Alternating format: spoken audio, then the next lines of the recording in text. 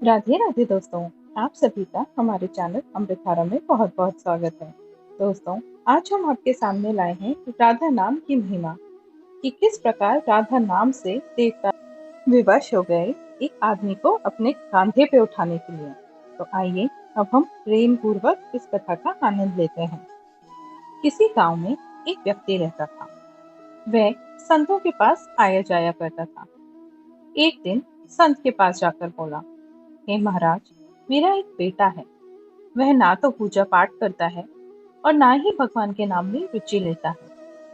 आप ऐसा कुछ कीजिए कि उसका भगवान में मन लगने लगे। तब संत ने कहा, ठीक है बेटा, तुम एक दिन अपने बेटे को मेरे पास ले आना। अगले ही दिन व्यक्ति अपने बेटे को संत के पास ले गया। अब संत जी ने उस बेटे से कहा, बेटा, बोलो राधे राधे। लड़के ने कहा, मैं क्यों कहूँ राधे राधे। संत जी ने कहा, बोलो बेटा राधे राधे। वो इस तरह मनाते रहे और अंत में लड़के ने कहा, मैं क्यों कहूंगा राधे राधे।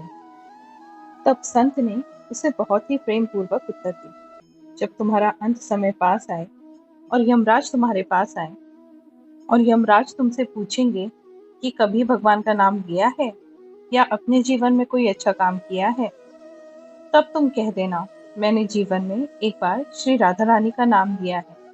बस इतना ही कहना। इतना समझाकर संत महाराज वहां से चले गए। समय व्यतीत होता रहा और एक दिन ऐसा आया कि उसका अंत समय निकट आया। यमराज पास पहुंचे।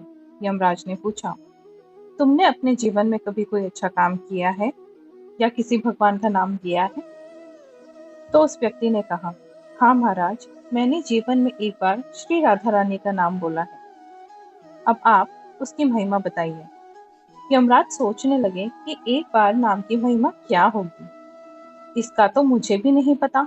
यम बोले, चलो मैं तुम्हें इंद्र के पास ले जाता हूँ, वही तुम्हें इस नाम की महिमा समझाएंगे। तो व्यक्ति बोला, मैं ऐसे नहीं जाऊंगा, पालकी लेकर आओ, उसमें बैठकर जाऊंगा। यमराज बड़ी मुसीबत में थे, सोचने लगे। फिर उन्होंने पालकी मंगवाई। वह आदमी बैठ गया और यमराज जी उसे लेकर चल दिए। चलकर पहुंचे इंद्र के पास। इंद्र से बोले, एक बार राधा रानी के नाम की महिमा क्या है? इंद्र बोले, महिमा का तो मुझे पता नहीं, पर हम ब्रह्मा जी के पास चलते हैं। जैसे ही ब्रह्मा जी के पास जाने लगे तो उस व्यक्ति ने कहा कि आप दोनों मेरी पालकी उठाएंगे। विवश होकर इंद्र ने और यमराज ने वो पालकी उठाई और फिर वो भगवान ब्रह्मा के पास गए। ब्रह्मा जी ने सोचा, ऐसा कौन सा प्राणी ब्रह्मलोक में आ रहा है जिसे स्वयं इंद्र और यमराज पालकी पर उठा रहे हैं। ब्रह्मा के पास जाकर सभी ने एक ही प्रश्न पूछा कि राधा नाम की महिमा क्या है।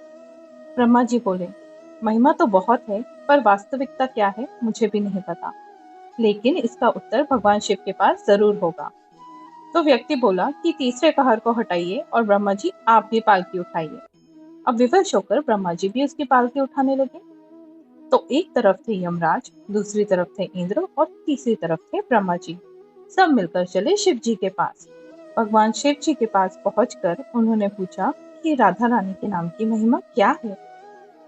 बहुत सोच विचार के बाद भगवान बोले, मुझे तो महिमा का पता नहीं, पर विष्णु भगवान के पास इसका जवाब जरूर मिलेगा। तो चलो हम विष्णु जी के पास चलते हैं। तो उस व्यक्ति ने कहा, मैं ऐसे नहीं जाऊंगा, आप भी मेरी पालकी उठाएंगे। तब क्या था, एक तरफ ब्रह्मा जी थे, एक तरफ यमराज, एक तरफ इंद्र और एक तरफ शिव जी। चारों ने उसकी पालकी उठाई और विष्णु जी के लोक पहुंचे। विष्णु जी से पूछा कि एक बार राधा रानी जी का नाम लेने की महिमा क्या है। विष्णु जी बोले, अरे, जिसकी पालकी को स्वयं मृत्यु के राजा यमराज, स्वर्ग के राजा इंद्र, ब्रह्म के लोक राजा ब्रह्मा और साक्षात भगवान शिव उठा रहे हैं, इससे बड़ी महिमा क्या होगी। जब एक बार श्री राधा रानी का नाम लेने के कारण इसकी पालकी उठा रहे हैं, तो ये तो मेरी गोद में बैठने का अधिकारी है। भगवान श्री कृष्ण स्वयं कहते हैं, जो राह बोलता है मैं सारे काम छोड़कर खड़ा हो जाता हूँ, और जैसे ही कोई धा शब्द का उच्चारण करता है तो मैं उसकी तरफ दौड़ा चला आता हूँ और उसे अपनी गोद में भर लेता हूँ। तो मेरे प्यारे मित्रों, अब आप समझे ना राधा नाम की महिमा क्या है, जिसके लिए स्वयं हमारे ठाकुर जी भी दौड़े चले आते हैं। अगर आपको हमारे द्वारा सुनाई गई कथा पसंद आए तो एक बार जोर से जरूर बोलिएगा, राधे राधे।